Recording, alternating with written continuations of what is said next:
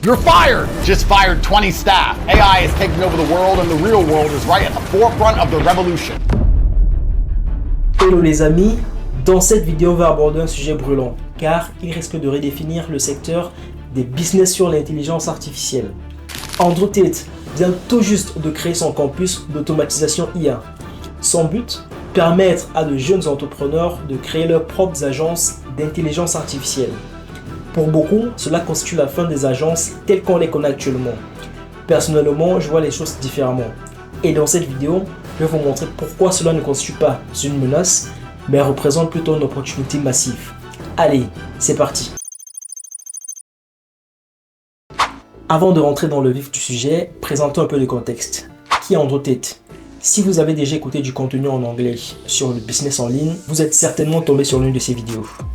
Pour ceux qui ne le connaissent pas, Andrew Tate c'est un ancien champion de kickboxing qui s'est reconverti en tant qu'entrepreneur et influenceur. Il est surtout connu pour ses controverses et ses prises de position très polarisantes sur des sujets tels que l'entrepreneuriat et les relations. Il a donc une plateforme sur laquelle il accompagne donc de jeunes entrepreneurs à se lancer dans le business en ligne sur différentes thématiques telles que e-commerce, l'investissement et maintenant l'IA. Que vous soyez fan ou pas de ces méthodes, il faut reconnaître que c'est un personnage qui dispose d'une certaine influence. Et le fait qu'il décide donc de se positionner sur une niche comme celle des agences d'intelligence artificielle ne passe pas inaperçu. Et c'est là que les choses peuvent devenir très intéressantes pour les personnes qui sont déjà positionnées sur cette niche. Le but de son campus, ça va être d'accompagner de jeunes entrepreneurs à créer leurs propres agences d'intelligence artificielle. Et celles-ci seront donc spécialisées sur certains services, tels que l'automatisation du support client,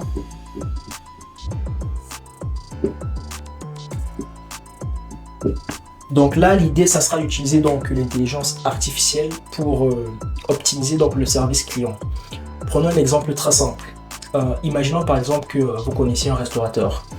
Il a un restaurant qui est très fréquenté. Il n'a pas beaucoup de temps pour répondre au téléphone de la part de différents clients.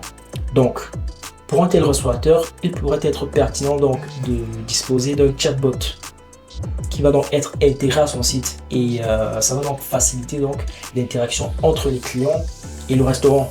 Donc ça c'est un type de service qu'une agence IA pourrait donc proposer à une petite entreprise comme un restaurateur. La seconde niche, ça va donc être le suivi des prospects et des ventes.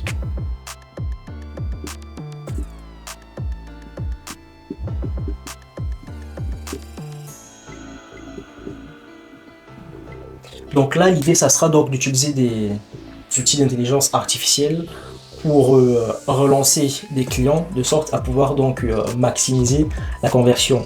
Donc la problématique qui intervient donc pour de nombreuses petites entreprises. Imaginez par exemple, vous avez une connaissance qui a donc un petit site web et ce petit site web, quotidiennement, il y a donc du trafic, il y a des clients, des prospects qui parcours dans certains articles sur le site. Il y a beaucoup de clients qui vont donc lire des descriptions de produits, qui vont peut-être même rajouter parfois le produit dans le panier, mais ils ne vont pas passer à l'achat. Alors, en utilisant donc certains outils d'intelligence artificielle, vous avez donc la possibilité donc de proposer des relances à ce type de clients et ça va forcément déboucher donc à une augmentation de la conversion. Donc voilà concrètement un exemple de service qu'une agence d'intelligence artificielle va donc proposer à des petites, moyennes ou grandes entreprises. La troisième niche, ça va être la génération de contenu. Donc ici l'idée, ça va être donc d'utiliser l'intelligence artificielle pour générer du contenu. Ça peut être des posts pour optimiser donc votre visibilité, par exemple sur LinkedIn, sur Twitter. Ça peut être donc la génération de vidéos à partir de l'intelligence artificielle. Et ça, on en voit de plus en plus. J'imagine que vous allez tomber sur des vidéos de quiz, des vidéos de motivation, des vidéos sur le stoïcisme, des dessins animés qui ont donc été réalisés entièrement grâce à l'intelligence artificielle. Et il y a de nombreux acteurs, donc de nombreuses pages qui arrivent à monétiser ces créations qui ont été faites donc entièrement grâce à l'intelligence artificielle. Ça peut être également donc la création de campagnes publicitaires. Donc vous pouvez donc trouver des petites entreprises qui soient donc optimiser leur visibilité, créer des campagnes publicitaires, convertir un peu plus le trafic et qui ne savent pas comment faire. Vous, en utilisant donc des outils IA, vous aurez donc la possibilité de leur proposer donc du contenu entièrement créé grâce à l'IA qui leur permet donc d'effectuer de manière optimale leur campagne publicitaire. Il s'agit donc là des principales niches sur lesquelles son campus va donc proposer des formations. Personnellement, ça fait un peu plus d'1 an que j'ai donc lancé mon agence d'intelligence artificielle et il faut dire que les 3 niches qui sont listées ici sont des niches qui présentent donc un potentiel assez intéressant. Et en tant qu'acteur donc du secteur de l'IA, lorsque je vois donc l'entrée sur le marché d'un acteur aussi influent qu'en d'autres têtes, je peux donc me poser 2 questions. Est-ce que c'est une menace ou alors c'est une sorte de validation du potentiel donc de ce marché? Je penserais plutôt pour la seconde option. Et je vais donc vous montrer pourquoi en vous parlant donc maintenant des impacts sur le marché des agences d'intelligence artificielle. Alors, le premier impact qui est un impact positif, c'est la social proof apportée donc par Andrew Tate.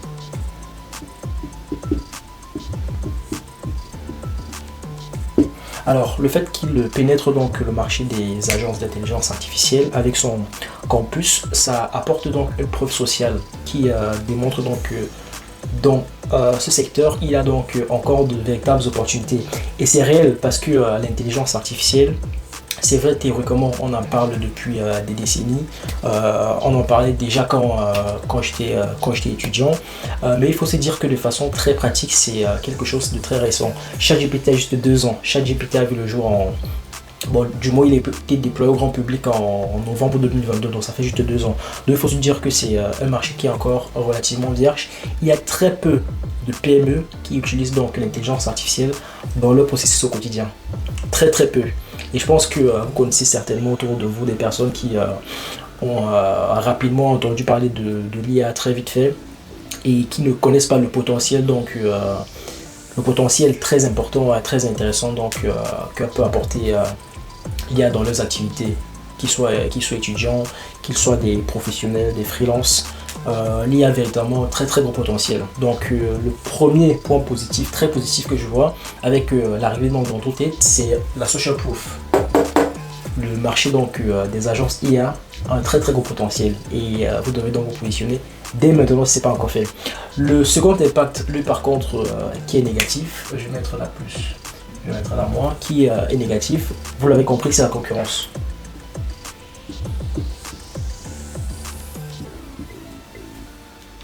Alors avec la création donc de son campus, il va donc pouvoir former plus d'entrepreneurs dans le domaine des agences d'intelligence artificielle. Et qui dit donc plus d'entrepreneurs dans ce domaine, dit plus de concurrence. Ça peut donc créer un environnement un peu toxique, notamment vis-à-vis des différents clients, parce que les nouveaux arrivants qui vont arriver, ils vont vouloir se positionner, même s'ils n'ont pas forcément de compétences dans le domaine, ils vont vouloir produire des chatbots comme quelqu'un qui est là depuis 1 an, 2 ans, et ils vont faire n'importe quoi. Ils vont vouloir proposer donc des services d'automatisation, par exemple le suivi des prospects,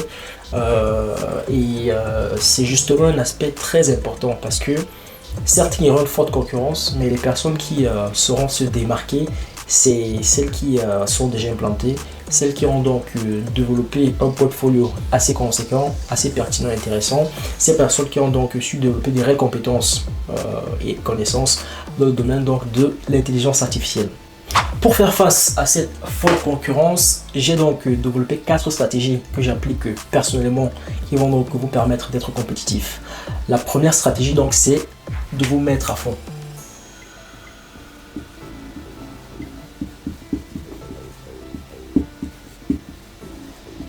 Se mettre à fond, ça veut dire quoi? Ça veut dire que si vous n'avez pas encore de service d'IA, si vous n'avez pas encore d'agence, vous pouvez vous lancer dès maintenant. C'est très simple. Se lancer comme freelance, vous allez sur Upwork ou Fiverr, vous créez un compte et en 5 minutes, vous pouvez déjà commencer à proposer des services. Vous pouvez vous former rapidement sur internet et monter rapidement en compétences. Il n'y a pas de très grosses barrières à entrer donc sur le secteur des agences IA ou alors freelance de service IA. Donc plus vous attendez par contre, plus il y aura d'acteurs sur ce marché. Donc je vous recommande vivement donc, de vous mettre à fond maintenant si ce n'est pas encore le cas. Si vous n'avez pas encore de services à proposer, vous pouvez entrer sur le marché. Et si vous êtes déjà un acteur existant, vous pouvez continuer de prospecter des clients, continuer donc à vous former. Il y a tellement d'évolutions donc sur le marché de l'IA. Tous les jours, il y a de nouveaux outils qui permettent d'aller plus vite, d'automatiser un peu plus donc les différents process. Donc ça, c'est la première stratégie que je vais donc recommander. La seconde stratégie, ça va donc être de développer l'autorité.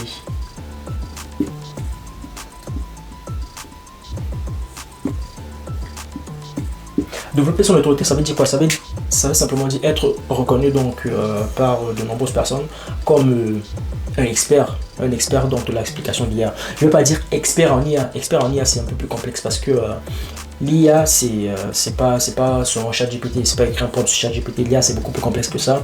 C'est du deep learning, c'est des réseaux de neurones.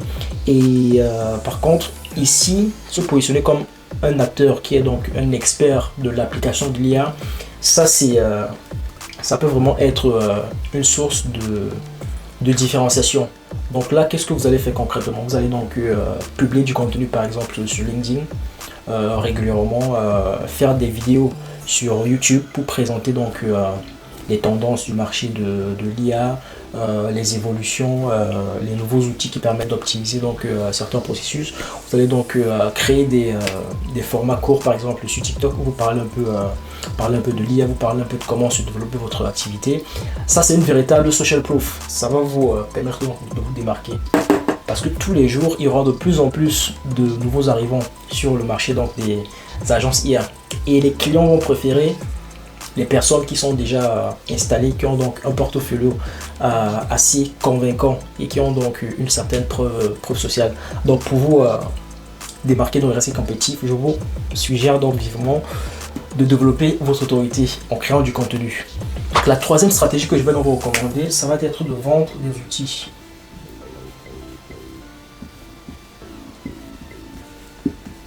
Alors il faut savoir que les nouveaux acteurs qui vont arriver donc sur ce marché auront besoin d'aller parfois un peu plus vite.